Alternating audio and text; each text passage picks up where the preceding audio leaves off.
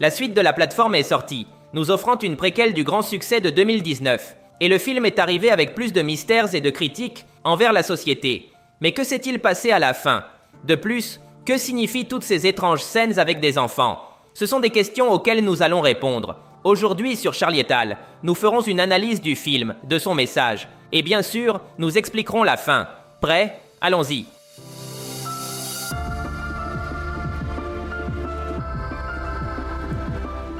Ce film est une préquelle qui se déroule quelques mois avant la première histoire. Cette fois, on nous raconte l'histoire de Perempuan, une femme qui vit dans le regret d'avoir accidentellement tué le fils de son petit ami. Elle est entrée dans la plateforme pour fuir son traumatisme. Ici, elle fera face aux règles bien connues de cette prison. Une plateforme descend tous les jours avec de la nourriture, et c'est aux prisonniers de décider comment elle sera répartie. Mais il y a un changement par rapport au premier film. Cette fois, les prisonniers ont créé des règles pour instaurer de l'ordre dans la plateforme, afin d'éviter le chaos total. Comme dans le premier film, la plateforme 2 s'efforce de nous montrer un reflet de la société. Nous avons l'égoïsme humain représenté par la lutte pour la nourriture. Chaque prisonnier a choisi un plat en entrant, donc si tout le monde respectait son plat, il y aurait assez de nourriture pour chaque niveau. Mais ils ne le font pas, car l'égoïsme humain pousse toujours quelqu'un à essayer de voler de la nourriture. Nous avons déjà vu cela dans le premier film, mais ici, un nouveau composant est ajouté.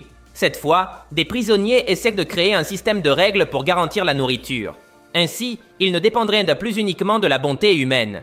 L'idée est bonne, mais ces règles posent aussi des problèmes. Les prisonniers n'ont pas de moyens sûrs de punir les contrevenants. Par conséquent, ils doivent se battre eux-mêmes pour appliquer les punitions, ce qui entraîne la mort de nombreux prisonniers en cours de route. Il existe également des règles étranges, qui semblent injustes.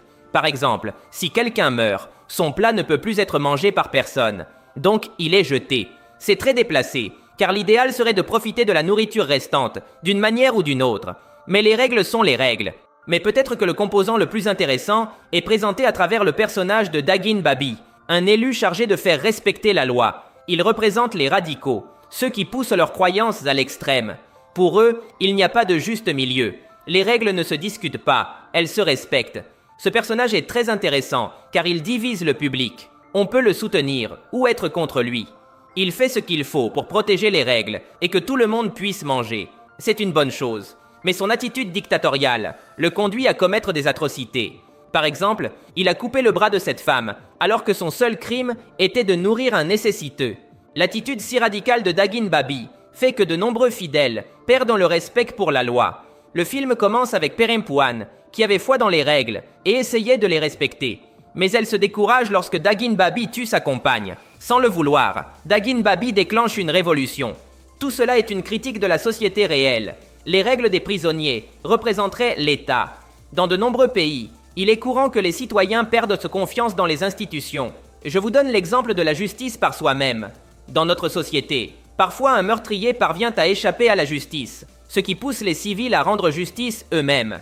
Ironiquement, ce type de situation est sévèrement puni par la loi. Autrement dit, la loi laisse un meurtrier en liberté. Mais si vous vous vengez, c'est là que vous serez arrêté.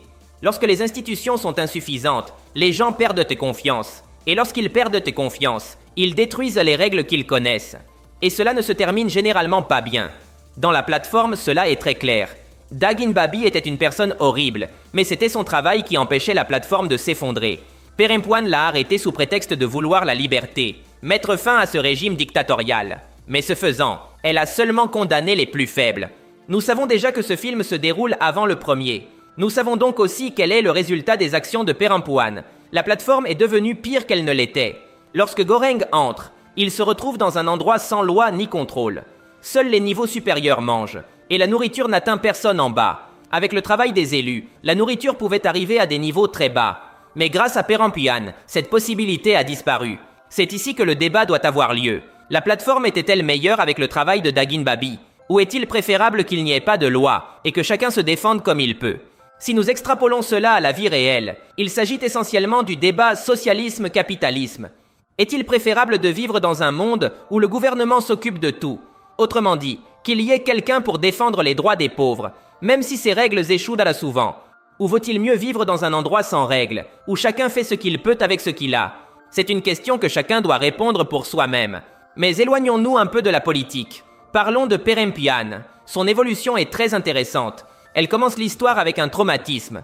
Le fils de son petit ami est mort par sa faute. C'est pour cette raison qu'elle est entrée dans la plateforme, pour fuir. Elle le dit elle-même. Elle n'a pas eu le courage d'affronter ce qu'elle a fait, alors elle a préféré s'échapper. Vers la fin, l'histoire présente à nouveau ce débat. Elle a la possibilité de fuir la plateforme, mais juste avant de sortir, elle se rend compte que l'administration introduit un enfant. Ici, Perempuan doit décider si elle doit fuir ou le sauver. Elle voit l'enfant comme une seconde chance. Cet enfant, c'est une représentation du fils de son petit ami qu'elle n'a pas pu sauver dans le passé. Le film se termine avec elle, envoyant l'enfant hors de la plateforme pour lui donner une seconde chance. Et enfin, nous avons la grande surprise de voir Goreng apparaître, et ils se reconnaissent mutuellement. Cela nous montre que Goreng était le petit ami de Perempuan. Son fils est celui qui est mort, et par le hasard du destin, ils sont tous deux entrés dans la plateforme. Si vous vous posez la question, il est très probable que Perempuan soit morte à la fin. C'est évident parce qu'elle retrouve Goreng, et il y a des années, le réalisateur a clairement indiqué que Goreng est mort à la fin du premier film. Dans cette scène, il se retrouve donc dans le monde spirituel, pour ainsi dire. C'est pourquoi nous voyons également Trimagasi et Zamyantin, des personnages dont la mort est confirmée à 100%. Mais passons à une autre question. Que signifient les enfants dans la pyramide? Selon le réalisateur, toutes ces scènes sont une représentation de l'égoïsme humain. Tout commence avec une pyramide au centre de laquelle se trouve un toboggan.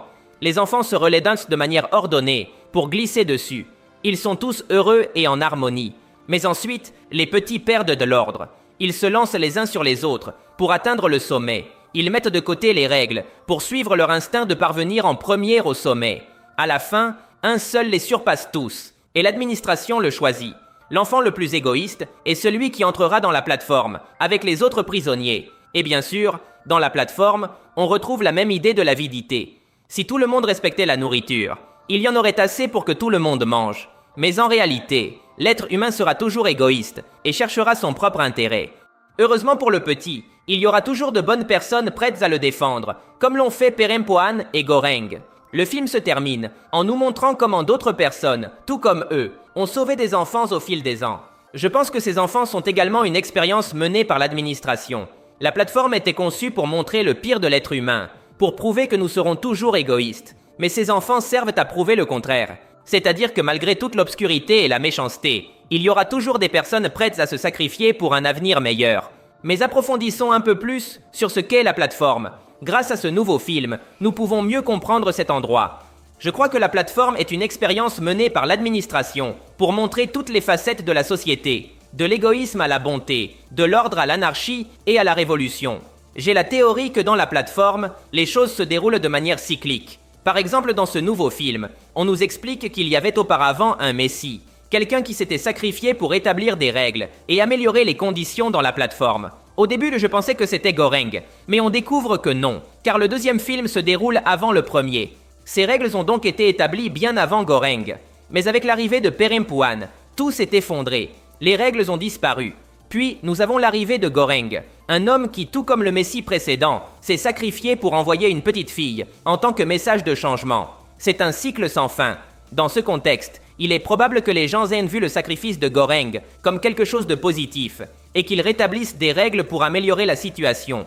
Mais cela ne durera que jusqu'à l'arrivée d'une nouvelle Perempuan pour détruire le système. C'est pourquoi je dis que cet endroit est comme une expérience, visant à observer toutes les étapes d'une société dans un cycle sans fin. Mais bon, c'est tout pour aujourd'hui. Si tu as aimé la vidéo, cela m'aiderait énormément si tu me laissais un like. Ce serait légendaire. De plus, n'oublie pas de t'abonner car je posterai plus de vidéos sur tes séries et films préférés. Merci de m'avoir écouté. Mon nom est Charlie et nous nous verrons à l'avenir.